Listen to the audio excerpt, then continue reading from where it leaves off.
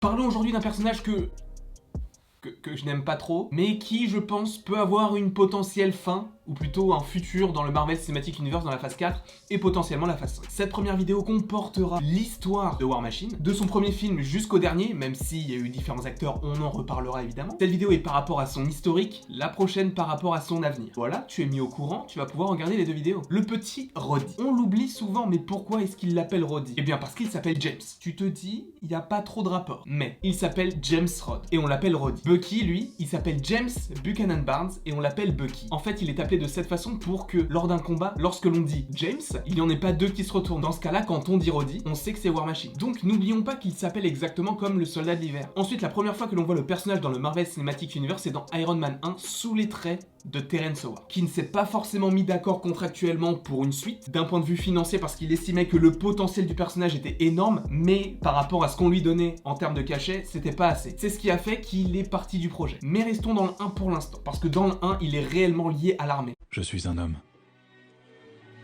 Mais j'ai des fêlures. Et de plus en plus dans les épisodes, eh bien on va faire un petit peu moins attention à lui. Mais en tout cas dans les deux premiers volets d'Iron Man, c'est là où on explore le plus le personnage de Roddy. Et dans le film, lorsqu'il voit la marque 2 d'Iron Man, il la regarde et il dit « La prochaine fois mon pote ». Sachant que c'est War Machine, mais qu'à l'époque il ne l'était pas encore, et que l'armure était grise, on savait que dans le 2, il y allait avoir War Machine. C'était un petit clin d'œil pour la suite. Et ça, j'ai trouvé ça super intelligent. Ensuite, dans Iron Man 2, il a un rôle un petit peu plus important, dans le sens où il se confronte réellement à Tony Stark. Il lui vole une armure, il s'allie à la concurrence par rapport à son job de colonel, il essaye tant bien que mal de défendre Tony qui lui pense qu'il va mourir, donc il fait un petit peu n'importe quoi. Donc à ce moment-là, entre Tony et Roddy se crée un petit conflit. Évidemment, à la fin du 2, ils vont faire équipe, même si l'armure de War Machine est connectée à distance par Whiplash, ce qui fait qu'à un moment ils s'affrontent. Même si Roddy n'en a pas réellement conscience. Enfin si, il en a conscience, mais disons qu'il n'est pas maître de ses mouvements étant donné qu'il est dans une armure commandée à distance par un méchant. Et en fait, je trouvais ça assez étrange que dans Avengers, on n'ait pas le personnage de War Machine. Parce qu'à la fin d'Iron Man 2, on sait qu'il va garder l'armure. Mais pourquoi est-ce qu'il n'a pas aidé les Avengers? En plus, il était question dans ces eaux-là de faire un film sur lui. Finalement, ça n'a pas abouti, heureusement. Quoique le dernier War Machine donc, que l'on voit dans Endgame, avouez, il est cool, hein. Donc passons à Avengers, qui est un film dans lequel il n'apparaît pas, et nous arrivons directement à Iron Man 3. Et dans Iron Man 3, c'est un petit peu dans la logique du personnage. C'est-à-dire qu'il est toujours lié au gouvernement, mais tout en ayant une armure. Il est en fait, en étant Iron Patriot, le Iron Man qu'aurait aimé le gouvernement dans Iron Man 2. Et ce que j'ai réellement aimé dans le film, même quasiment la seule chose, c'était son armure qui est selon moi trop stylée, mais qui dans les comics appartient à Norman Osborn. Et qui est donc Iron Patriot, un méchant gentil, enfin... on sait pas vraiment. Donc il a son armure d'Iron Patriot, mais je ne sais pas réellement pourquoi est-ce qu'il l'abandonne pour revenir à son War Machine. Sachant que dans le film, il dit que Iron Patriot, c'est un nom un petit peu plus édulcoré pour les enfants, parce que War Machine, ça fait un petit peu trop agressif. Ensuite, il apparaît dans Avengers 2, même si son utilité n'est pas forcément... évidente. Parce qu'il apparaît au tout début, lorsqu'ils font leur petite fête, et surtout en fait à la fin en tant que War Machine. Donc c'était pas forcément nécessaire et utile de le voir, mais c'était pour dire, attention, il y a de nouveaux Avengers. Mais en fait, au fur et à mesure des films, comme je le disais précédemment, t'as vraiment l'impression qu'il ne savait pas quoi en faire. Parce que le film qui a suivi Avengers l'ère d'Ultron, c'était Civil War. Et dans Civil War, il était casté, donc j'attendais un War Machine un petit peu plus intéressant, un petit peu plus imposant. Sachant qu'à la fin d'Avengers l'ère d'Ultron, on comprenait qu'il faisait partie de la nouvelle équipe des Avengers. Sauf que là, dès la première mission, pourquoi il n'est pas là? Que ce soit lui ou Vision, pourquoi est-ce qu'il n'était pas là? Sachant qu'il fait partie du même groupe d'Avengers que Black Widow, que Captain America, que Scarlet Witch, ou que le Faucon. Donc pourquoi est-ce qu'il n'y était pas? Ça, j'ai trouvé ça un petit peu dommage, parce que j'aurais vraiment aimé qu'il l'aide vraiment dans cette mission. Après, est-ce qu'on a besoin de parler de la chute qu'il fait? Honnêtement, tu fais une chute d'environ, allez, 50 mètres. T'es dans une armure qui pèse à peu près 500 kilos. Sachant que t'es très lourd, tu vas extrêmement vite, tu tombes sur le dos, t'es pas mort. La seule chose que tu as, c'est que tu saignes du nez et que ton nez est violet. Je pense honnêtement que si un jour ça arrive dans la vraie vie,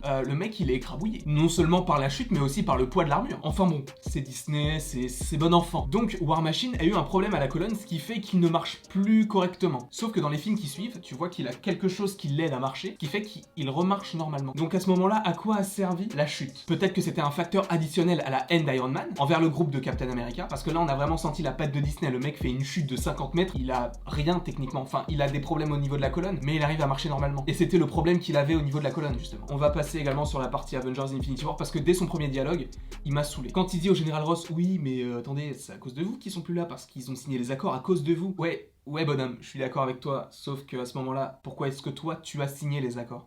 À ce moment-là, moi je suis perdu. Tout ce qui se passe autour de War Machine, tu as vraiment l'impression que la Civil War, le film Civil War en fait n'a servi à rien par rapport à ce personnage. Ensuite dans le film Avengers Infinity War, ce que j'ai beaucoup aimé en rapport avec ce personnage, c'est qu'il a une armure beaucoup plus stock qu'avant et il survit au claquement de doigts de Thanos. Ce qui veut dire qu'il aura un rôle important dans Avengers Endgame en tant que survivant. Honnêtement, j'ai pas été déçu du personnage dans Avengers Endgame parce qu'il a justement eu un rôle plus important. Et là, il n'a pas été pris pour du caca. Parce que déjà, ce qu'on peut souligner, et je pense que tout le monde l'a souligné, c'est l'armure qu'il a à la fin. Mais justement, rendez-vous dans la prochaine vidéo par rapport au futur de War Machine, parce que bizarrement, son armure est bleue et rouge, comme une certaine armure qu'il avait dans le passé, qui était donc l'armure Iron Patriot. Est-ce qu'il fera partie de l'équipe des Thunderbolts? Je ne sais pas, je ne fais qu'avancer des hypothèses. Mais ce que j'ai vraiment aimé, c'est qu'il a des dialogues avec des personnages avec lesquels jamais t'aurais pensé qu'il ait des dialogues. Avec Nebula, avec Rocket, avec Hulk. Même si bon, Hulk, il se connaissait déjà. J'ai trouvé que dans ce film-là, il était vraiment bien incorporé à l'équipe. Et que là, il était vraiment utile. En ayant récupéré la pierre du pouvoir, par exemple avec Nebula. Enfin, je vais pas rentrer dans les détails d'un autre personnage, là on est sur du War Machine. Donc l'évolution de War Machine, je la trouve quand même un petit peu inconstante. C'est-à-dire qu'au début, tu as l'impression qu'il va devenir aussi fort qu'Iron Man. Et en fait, au fur et à mesure des films, tu te rends compte que ce n'est qu'un double d'Iron Man un petit peu bas de gamme. Mais dans Avengers Endgame, il a un petit peu plus de responsabilité, ce qui fait que ça m'a renoué avec le personnage, ce qui fait que j'ai justement sa petite pop juste ici. Je me sens persécuté.